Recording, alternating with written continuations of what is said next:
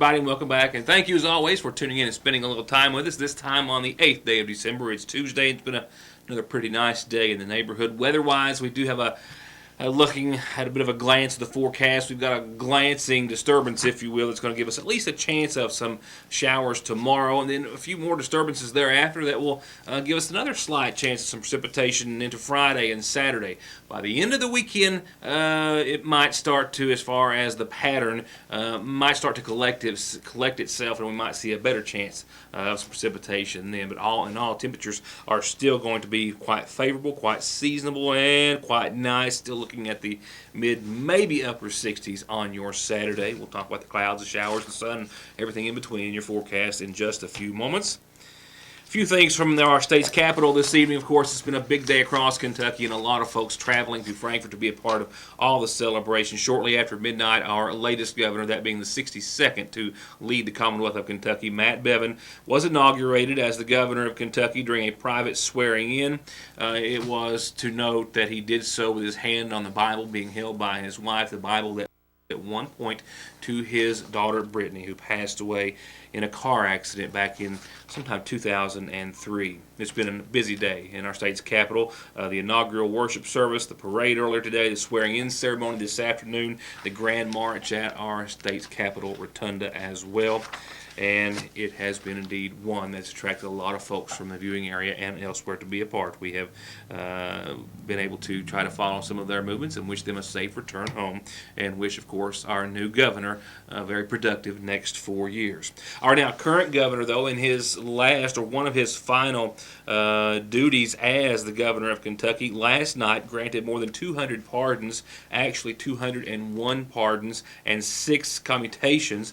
10 of those, he said, were for women who were sentenced to violent crimes, or for violent crimes, sentenced to prison after it was discovered that they had, or after they had experienced several years of domestic violence and or abuse. The governor said in a statement that those 10 women, particularly some of whom are still in jail and some of whom have already been released from institutions, were recommended to him for full consideration for full pardons after an extensive joint review by the Department of Public Advocacy and the Kentucky Domestic Violence Association. And he says that after his further review of those files, he determined that some of those requests should be granted, while others merited a commutation of sentence. Among those who were pardoned, there were some names from around the eastern Kentucky and viewing area, and Amber Nicole Collinsworth of Sagersville, Stanley Thomas Tipton of Prestonsburg, Chad Eric Webb of Pikeville, among that list of more than 200. Well, 'tis the season to give a little more and support local charities and folks trying to make sure that everyone has a little brighter of a holiday.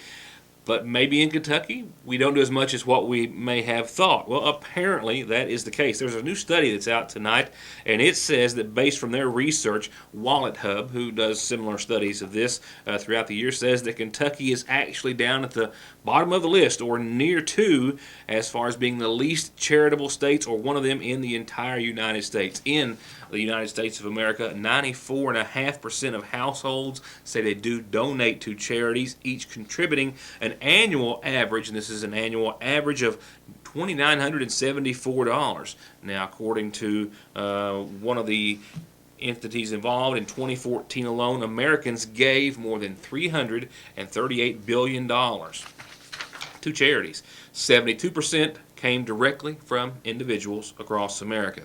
Now, as far as Kentucky, it comes in 46th out of 50 in terms of giving to charities. It also comes in 37th for our rate of volunteers, 44th for people who donated money to charity, 46th for the number of those who volunteer their hours per capita, and 41st when you take into consideration the number of charities that we have per capita. Utah came in at the very top of the list of the state that does the most giving this time and all year round. There you have it. We'll pick up local headlines. A lot of things going on in the Johnson County Sheriff's Department and in Johnson County earlier today. We'll talk about that and some other local news and information. Power out to hundreds of customers late last night due to an auto accident that resulted in a DUI arrest. We'll pick up those reports right after this. Johnson County Sheriff's Department was assisted by a variety of agencies in the culmination It's still an ongoing investigation, I should stress, one that's actually been going on for the better part of a year, and it's already netted in some arrests, some of which I've covered here on the program and could not elaborate more on their being connected to today's operation. And we'll be talking with the respective authorities involved in the near future. But today, the Paintsville Police Department, the Kentucky State Police, and the FBI set out to execute 6 federal indictment warrants across Johnson County issued from the United States Federal District Court in Pikeville, all from a year-long investigation, all involving these and other multiple agencies, and this is a multi-state investigation as well. It began when crystal meth trafficking was first noticed to be happening actually in large quantities and resulted in federal indictments here in Kentucky as well as in the state of Georgia. Those indicted in Johnson County have been identified as Woody Estep, Clarissa Conley Rice, Tammy McClure, Jerry Stepp, Timothy Adkins, and Casey Collier.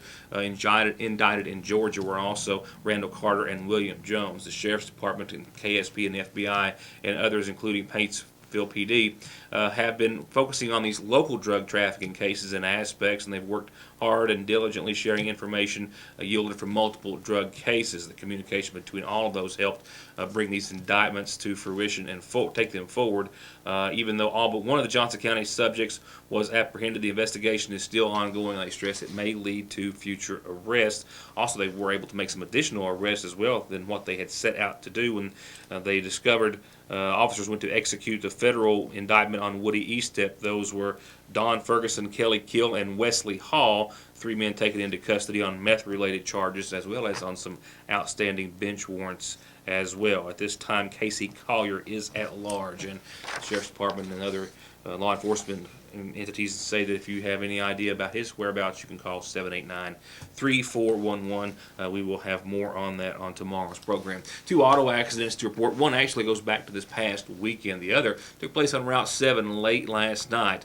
And, well, it actually took place late last evening, but it was a scene that led up till very early this morning. Hundreds of residents in the southern part of Montgomery County, nearly 2, if not 2, Floyd County, were without power after a DUI-related crash on Route 7 near Sandbottom. First, however, some images just received from a single-car crash over the course of the weekend. Route 40 was the location, about 2.5 miles estimated out of downtown Salyersville. A single vehicle crash just after noon on Saturday. The female driver reportedly lost control of her vehicle. It's believed, per the investigation, that she may have dropped off the shoulder of the road just a bit, overcorrected, then crossed the oncoming lane, and then went over an embankment. In the process of her vehicle plummeting some 40, 50, maybe even more feet over the embankment, a very steep drop, it also rolled over at least one time, coming to rest on its wheels. It also came to rest on the creek bank and not in the actual water in and of itself, due to mostly what is believed to be some vegetation along the edge of the stream, which may have kept the vehicle from going over any further. She was out of the vehicle upon arrival of emergency personnel. She'd been wearing her seatbelt, we're glad to report, and it made her way up the embankment. She was, however, taken to an area hospital for non-life-threatening injuries as a result of the crash. And these are some images brought into the studio from that crash on Route 7 last night, around 9:30 when it's reported to have happened. Power was out for some time from Sandbottom, maybe to the Floyd County line. All 3 phases of this utility service were affected by the pole, which was just literally cut in half. The motorist traveling north towards Royalton lost control of his vehicle, failing to negotiate a curve. It was a male driver and a female passenger. The female was taken to an area hospital for what was considered to be minor and or non-life-threatening injuries. The male driver, I am told, refused medical treatment at the scene. He was also charged, we are told, with DUI and arrested by the Montgomery County Sheriff's Department. The vehicle behind the utility pole that you just saw was not the vehicle in question. That was another vehicle exiting Sandbottom. The vehicle can actually not be seen in these clips. It was over the embankment a great distance, and it was very dark and unable to be reached by camera. The Montgomery County Sheriff's Department was closed today for the governor's inauguration, and therefore we were unable to obtain a statement. And actually, identity of the male driver as well, who we believe was charged as it relates to the accident. Licking Valley RECC, Foothills, and Howard's Cable Service were all affected. The Montgomery County Rescue Squad left the scene around 1:30 this morning and turned over traffic control to Licking Valley RECC and Foothills, who remained on scene to continue to work for the next several hours, replacing the utility pole and then the associated utility lines. I think electrical service was restored sometime early this morning to all affected customers. North Montgomery Elementary's site-based council regular meeting, for which at least scheduled for tomorrow, has been canceled, I am told, by school principal Jill Howard. It will be rescheduled. We'll let you know when they let us know. For now, here are the rest of tonight's announcements on our Montgomery Farm Bureau community calendar. Get your orders in as soon as possible. The ladies of the Burning Fork Community Church are putting together boxes of their delectable chocolate-covered strawberries. They're covered in chocolate and pretzels or peanuts or all sorts of things. And a big box of 9, $18 per box. Call 477-1779 to Irma Conley or Pastor Doug Dunn at 495-5491. They'll be delivering them on the 16th. That is next Wednesday. Don't forget the family math workshops in the Montgomery County school system. Sagersville Grade School tomorrow morning at 9, the Harold Whitaker Middle School Thursday morning at 9, and North Montgomery Elementary Friday at 1:30.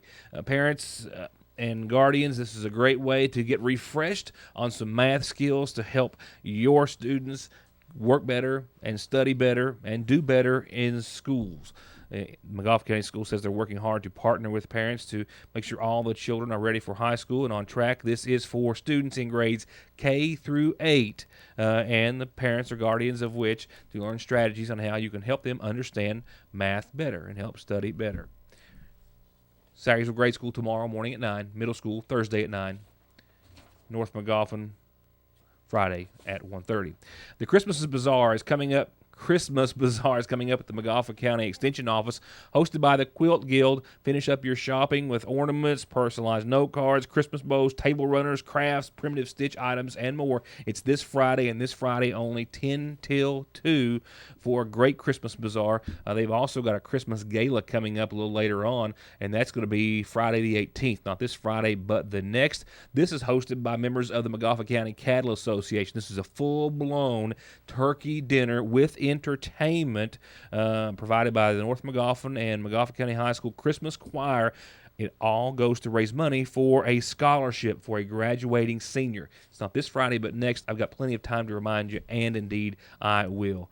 One last reminder, this is how you get announcements on the program. Mail, phone, fax, email, Facebook. Drop them off here at the studio as well. You can always catch programming the following day on our website at yournewstoday.com in case you missed it the first time or need to see it a second. And with that, other announcements come via tonight's funeral services brought to you by the Montgomery County Funeral Home. 66-year-old Michael Scott Lewis of Old Burning Fork Road passed away on Monday, the son of Bernice Moore and the late Earl Edward Lewis. Besides his mother, he's survived by sisters Darlene Stevens, Marlene Owens, and Karen Lewis. Visitation is going to be after 6 o'clock tomorrow at the Montgomery County Funeral Home, and I'm told that graveside services are going to be held in his honor this Thursday at 1 in the family cemetery at Ivington. Once again, that's in honor of 66-year-old Michael Scott Lewis of Old Burning Fork Road here in Sagersville. And we've also learned of the passing of Tommy Cooley, 69, of Gunlock, who passed away on Monday. He's survived by his wife, Janice. I'm told arrangements are still being made at this hour, but will be announced soon by the Montgomery County Funeral Home.